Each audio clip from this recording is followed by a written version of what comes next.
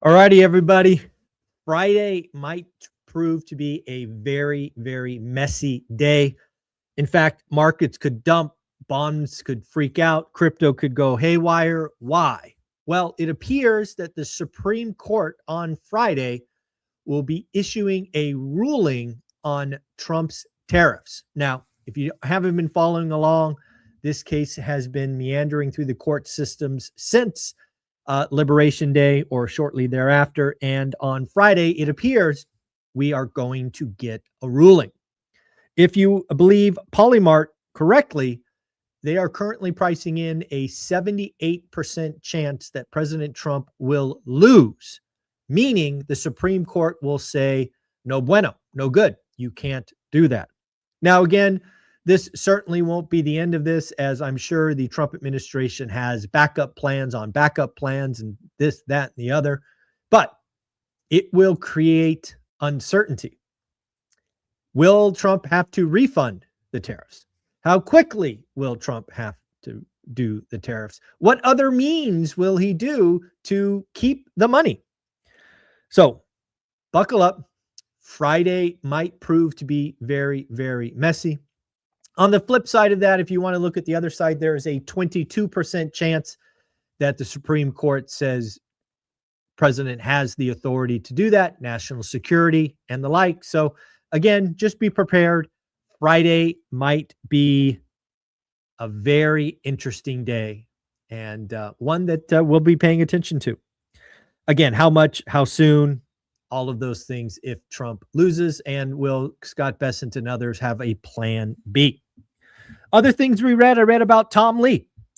Tom Lee thinks we are in the third great labor shortage. Really, Tom? Labor shortage. Okay.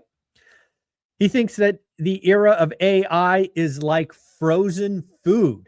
What the heck is Tom talking about? Well, on the frozen food side, if you don't know, frozen food was what helped labor leave the farms. If you don't know this, back in the day, labor force was about 40% on the farms. And today it's less than 2%. A lot of that can be traced back to frozen foods.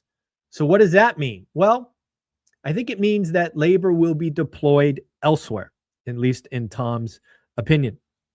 Tom believes the era of labor shortages start in 2018 and goes all the way out to 2035.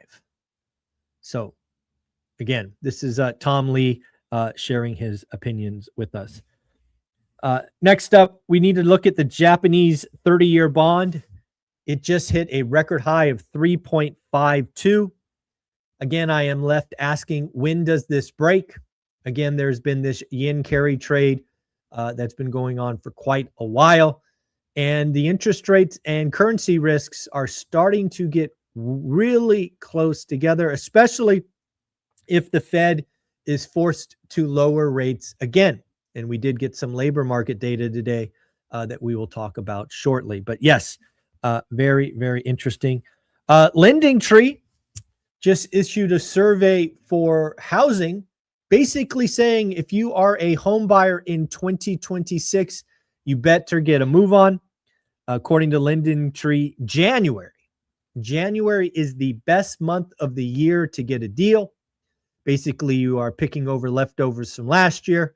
The new supply hasn't quite come back on the market, and sellers could be desperate to sell property. Again, the other thing to think about, we were just reminded of this yesterday when catching up with Beth Traverso. When heading into the spring selling season, you have to remember this fact. One, buyers come back instantly.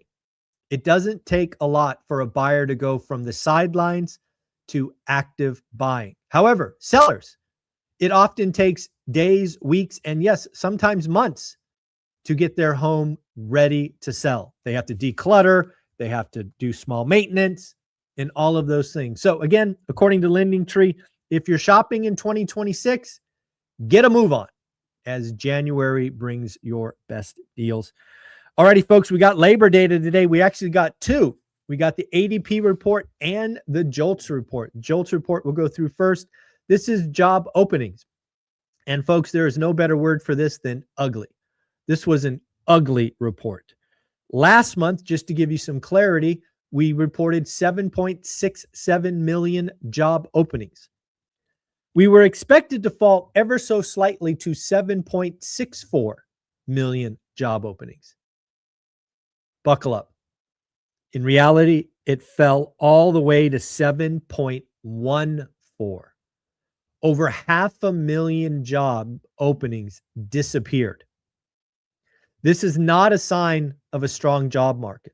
This is a sign of a job market starting to struggle and there being a lot of uncertainty. This is not good news. In fact, I would expect, I haven't checked, that the odds of rate cuts are going up because of this weak number.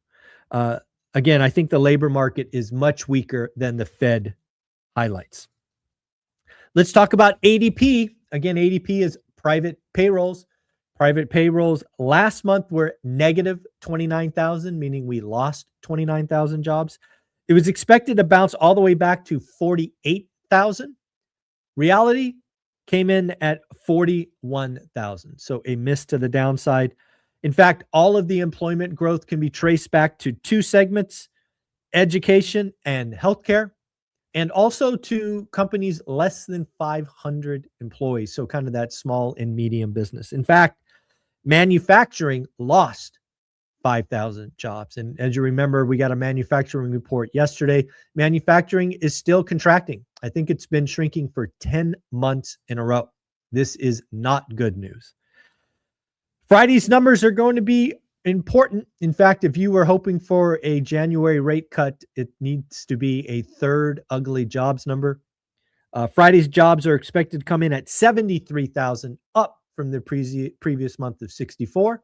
And they are hoping that the unemployment rate falls to 4.5 from 4.6. Again, it is my belief that the experts, the smart money, is missing the participation rate and reversion to the mean. And it is why I think the unemployment rate will stay at 4.6 and might actually go up again to 4.7. We will see about that on Friday morning. I don't know if you guys are following my writings. Again, today is January 7th, so I've written 7 articles already. If you are part of my school community, you can obviously go see them. But if you just want to see what I'm writing about, go to my LinkedIn profile and check it out. I just wrote an article this morning called FU Money. Yes, it stands for exactly what you think it does. And I talk about how most people don't understand FU Money. So give it a look, give it a view. Let me know what you think. And as always, if you have topics or questions you want me to address, just send me a DM and maybe it will go on the stack of articles. So again, let me know what you think. Again, this was my 7th article. It is my Misogi for the year.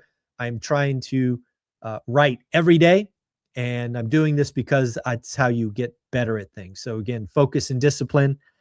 So far, I am 7 for 7. So wrote something every day of the year.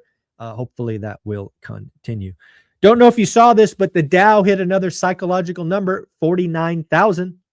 49,000, first time it ever done that.